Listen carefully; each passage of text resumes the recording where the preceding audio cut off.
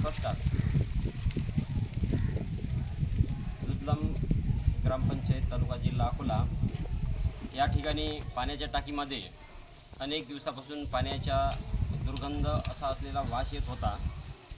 सदरील घटना सरपंचाला आमचे ग्रामपंचायत सदस्य ऋषिकेश मल्ले यांनी लक्षात आणून दिल्यानंतर सुद्धा त्यांनी टाळाटाळ केली आणि आज जास्त प्रमाणामध्ये वास येत असल्यामुळे पाण्याच्या टाकीवर वर चढून पाहणी केली असता पाण्याच्या टाकीमध्ये कुजलेल्या अवस्थेमध्ये 2 सापाचे मृतदेह आढळून आले।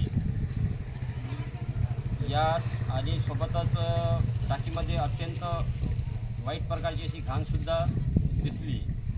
सदरील गोष्टीसाठी एकंदर विचार जर केला तर सरपंच आणि उपसरपंच या गोष्टीला जबाबदार असून यांच्यावर योग्य ती कारवाई करण्यात यावी ही अपेक्षा आहे। सदरील घटना आम्ही सचिव यांना कळवली असता त्यांनी बघू असे उत्तर दिलेले आहे।